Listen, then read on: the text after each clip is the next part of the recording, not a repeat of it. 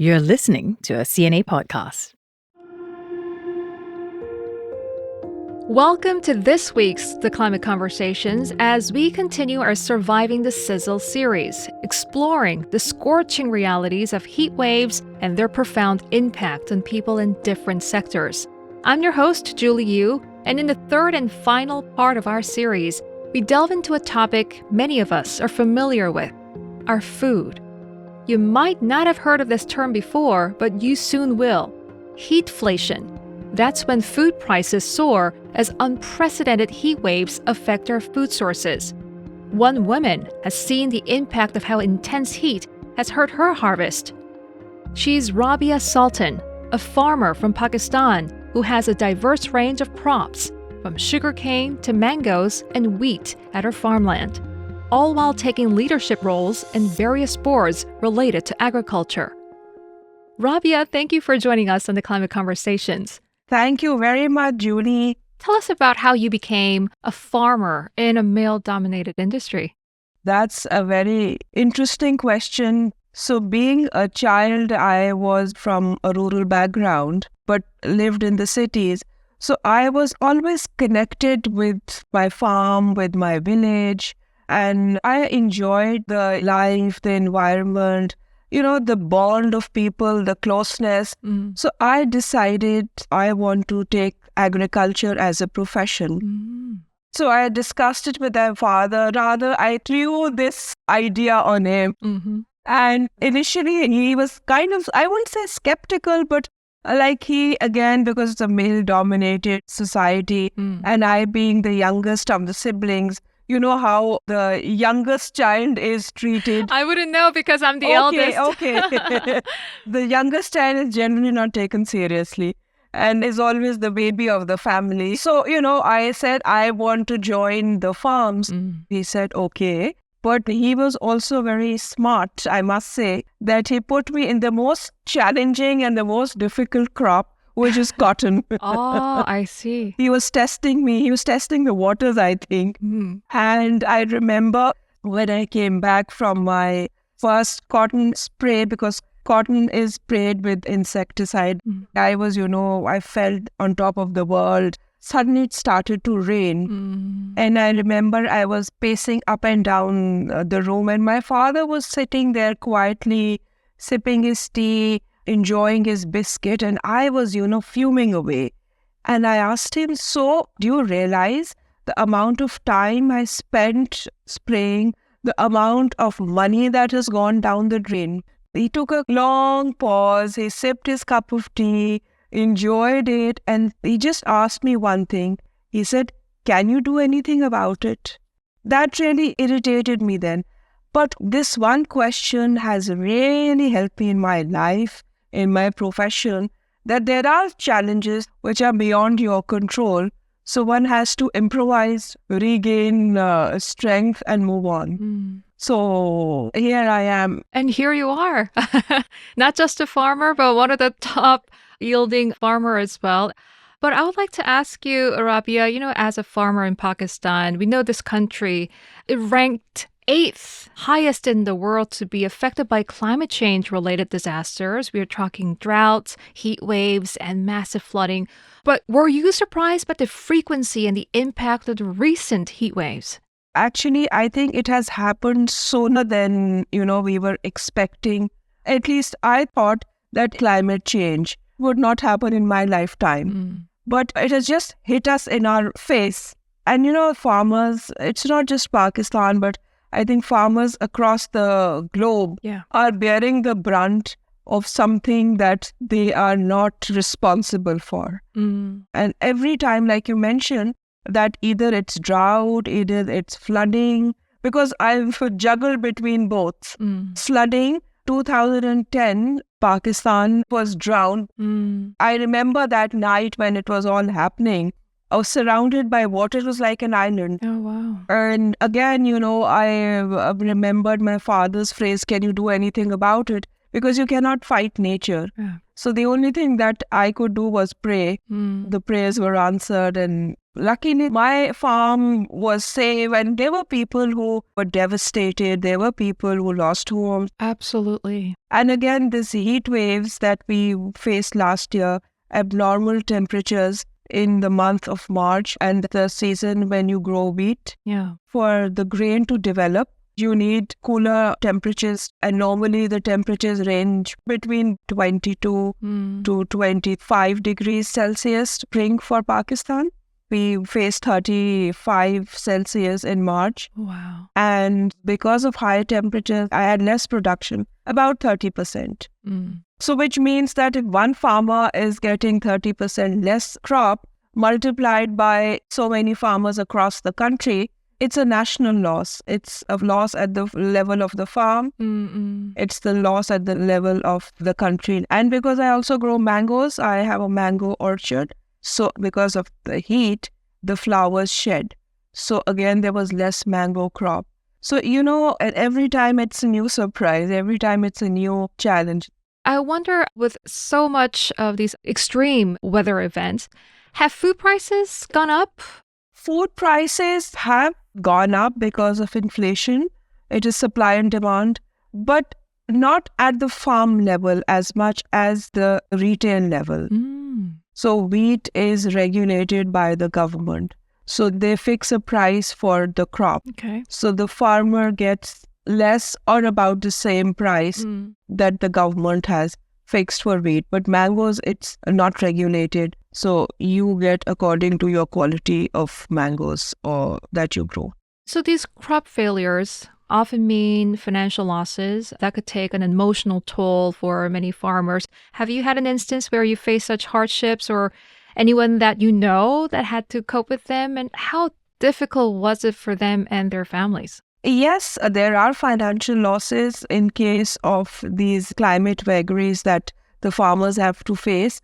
The small farmers, because their spending is more, and so the cushion that they have is very thin. So yes, they bear the brunt. Then there are farmers that have bigger land holding. So their cushion is slightly better. But when prices crash, everybody bears the brunt according to the size of the pie. In previous episodes, I had a conversation with a wildfire fighter, a military general, who described to me just how dangerous it is for them to work and carry out their duties under such extreme heat. Tell us what farmers go through. I mean, the heat's impact on their health and also well-being during heat waves. Yeah, of course, when the temperatures soar, it becomes difficult because there is a limit for the human body to take that heat. So, of course, there are incidents of heat strokes, not feeling well, not able to put in that much. So it has a toll on the farmers. They are not superhumans. And because there are no air conditioners in the field, so the air conditioner are the trees that we have in the field. So yes, it becomes very difficult. Electricity is another issue. There are power shortages. Of course. Doesn't mean that, if you're sitting in a shade, the fan is also working. So yeah, there are challenges. But farmers are resilient. They improvise. Yeah, improvisation is a good word, because I hear reports of Vietnamese farmers planting crops at night because of increasing daytime temperatures. But Rabia, these harsh conditions can be tough on crops, right? Not only humans and farmers. What sort of measures have you implemented to adapt to rising temperatures and prolonged periods of extreme heat for your crops? Yeah, I'm on the learning curve because we learn every day. At least I learn every day, or I try to learn every day.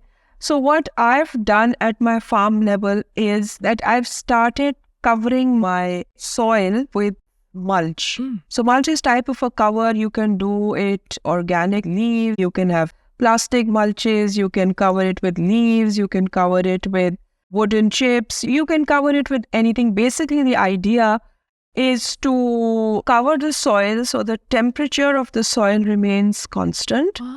It cools the soil. And moist. It retains more water. It keeps it moist. So you require less water, less irrigation, and you kind of create an environment on the topsoil and beneath. So all the fungi and all the activity that is going beneath the soil, it also helps nourish the crops.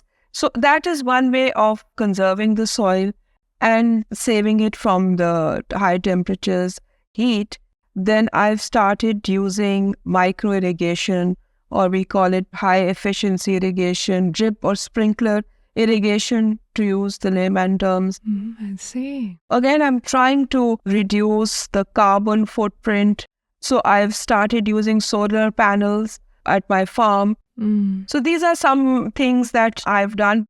There's a lot more that needs to be done. And I feel that we need to have more climate justice, and we need the developed world to help the farmers when it comes to technologies to raise their crops better.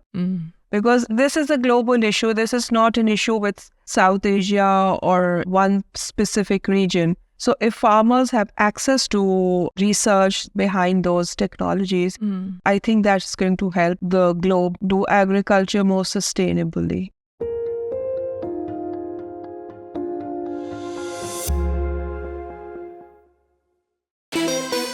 Hello everyone, my name is Stephen Chia, and I'm host of CNA's weekly news podcast, Heart of the Matter.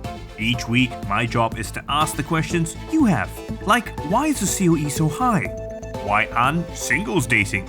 Or what's going on with the red-hot property market in Singapore? If you want the views behind the news, then tune in each week as we get to the heart of the matter. We are on the CNA and Me Listen apps and wherever you get your podcasts. Hit follow or subscribe so you don't miss an episode when it drops.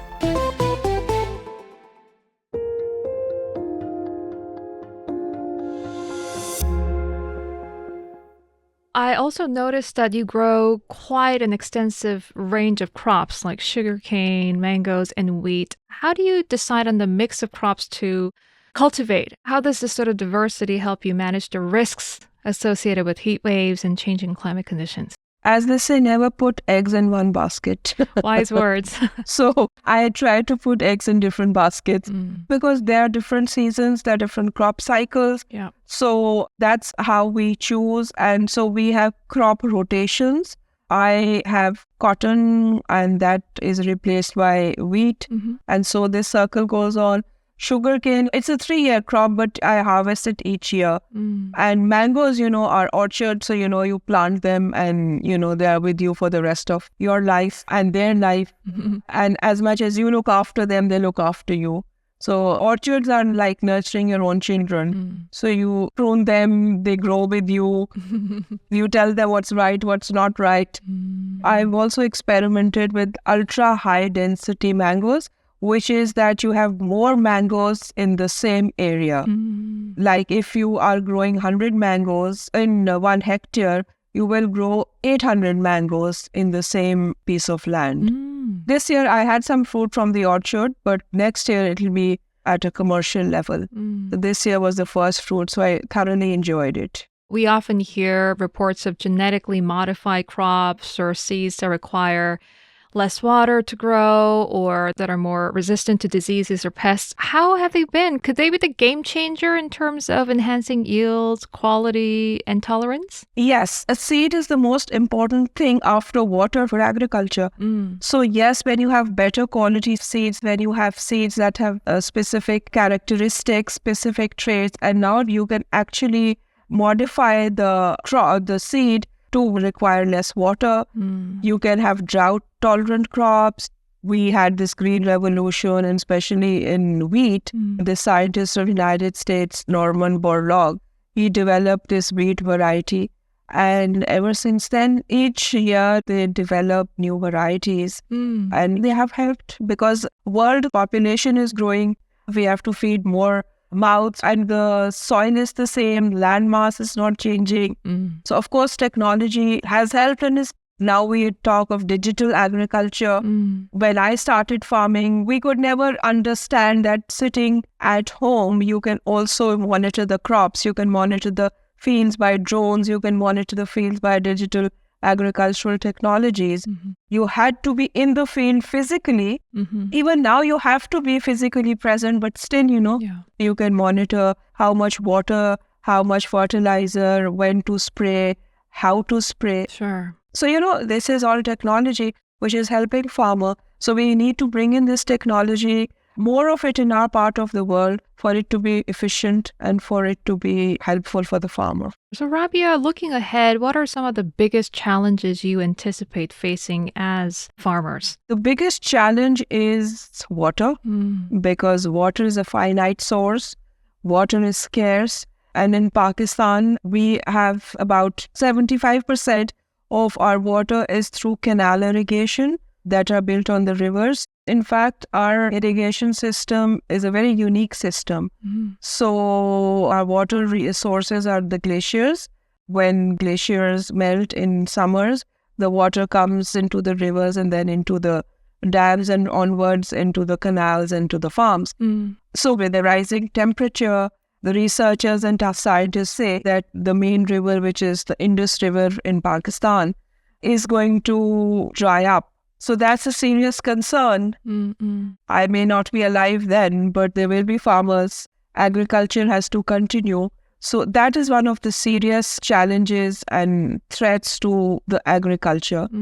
And I hope it doesn't happen, but it's science, it's reality. And at the pace at which the technology is moving in the developed world, we should go towards precision, when you exactly know when to apply water, how much. So farming is all about planning, is all about using the resources sensibly and using the resources in the right way. So that leads me to my last question. So, Rabia, what kind of support, policies, or initiatives would you like to see from the government and other institutions to help farmers like you in dealing with the impacts of heat waves or climate change? The most important thing is that we need constant consultations.